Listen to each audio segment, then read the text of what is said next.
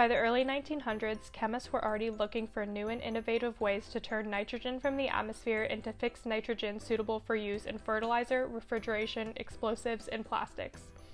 In 1908, Fritz Haber discovered a method for utilizing high temperatures, high pressures, and iron catalysts to synthesize ammonia from gaseous elemental nitrogen and hydrogen, which were cheap and abundant materials. Carl Bosch would subsequently improve on this method to make it feasible for production on an industrial scale. The resulting system is known today as the Haber-Bosch process. While the Haber-Bosch process would prove essential to large-scale food production, it also led to a few extremely detrimental consequences. Firstly, such a dramatic increase in food production efficiency is often credited as the instigator of the massive population increase in the last century. Likewise, the continual and excessive use of nitrogen fertilizers results in increased greenhouse gas emissions into the atmosphere and a loss of biodiversity in plants. Furthermore, the fixed nitrogen ammonia produced has been used in the past 100 years to create powerful and violent explosives in warfare, leading to the deaths of thousands. Our first reactant is nitrogen gas, or N2. N2 consists of two nitrogen atoms connected with a triple bond, as shown in its Lewis dot diagram. Each nitrogen has one lone pair of electrons which aren't involved in bonding. The hybridization for each nitrogen is sp1. This is because they have one bonding domain and one lone pair. Under valence bond theory, the triple bond consists of one stronger sigma bond and two weaker pi bonds. The second reactant, H2, consists of two hydrogen atoms bonded with a single bond, each with no lone pairs. Ammonia has three hydrogen atoms single bonded to one nitrogen atom, as shown in its Lewis dot diagram. NH3 is a polar molecule with a trigonal pyramidal geometry, since its steric number is 4 and it has one lone pair. The nitrogen is sp3 hybridized since it has three bonding domains and one lone pair. According to valence bond theory, it makes a sigma bond with each hydrogen atom. Molecular orbital theory allows us to visualize the organization of electrons into orbitals of increasing energy. Subsequently, the bond order of H2, calculated by subtracting the number of electrons in antibonding orbitals from the number of electrons in bonding orbitals and dividing the difference by 2, is 1. As seen in the diagram, the HOMO of H2 is the sigma 1s orbital, and the LUMO is the sigma 1s antibonding orbital. Now looking at the MO diagram for nitrogen gas, the bond order of N2 is 3. As seen in the MO diagram, the HOMO of N2 is the sigma pz orbital, and the LUMO is the pi star orbital. Because the difference in energies of nitrogen's 2p and 2s orbitals are less than 13 eV, there is orbital overlap between the 2pz and 2s orbitals of N2. The molecular orbital diagram of ammonia shows how three degenerate 1s orbitals of hydrogen combine with the 2s and 2p orbitals of nitrogen in bonding.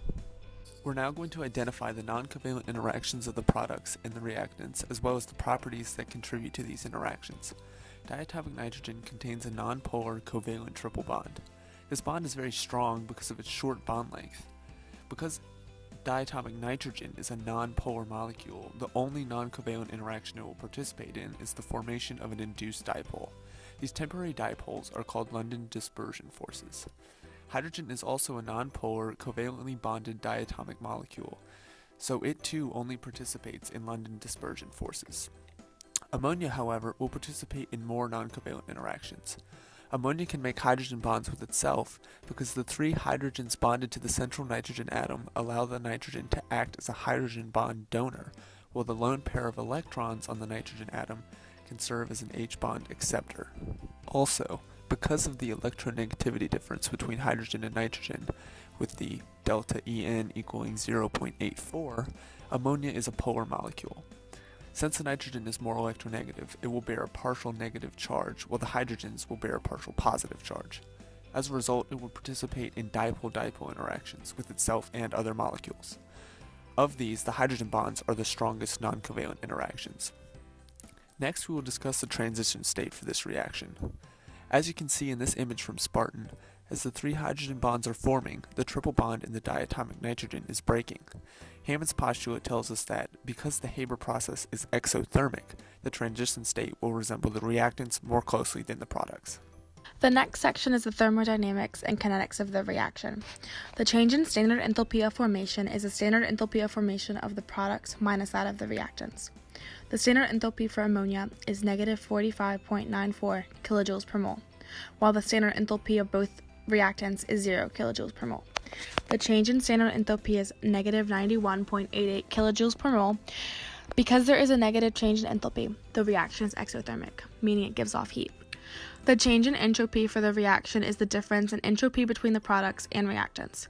The entropy of ammonia is 192.77 joules per Kelvin. Entropy of the reactants is 191.609 joules per Kelvin for N2, and for H2, it is 130.68 joules per Kelvin. The change in entropy is negative 198.109 joules per Kelvin. Because there are 4 atoms in ammonia, the molecule has 3 N, or 12 degrees of freedom, associated with the possible energy arrangements of the system. The Gibbs free energy for this reaction depends on the values of delta H and delta S, along with the temperature of the reaction environment. The standard temperature is 298 Kelvin. The negative Gibbs free energy value means the reaction is spontaneous. In conclusion, we hope that you have learned a lot about the structures, thermodynamics, kinetics, and non-covalent interactions involved in the synthesis of ammonia. Thank you for listening.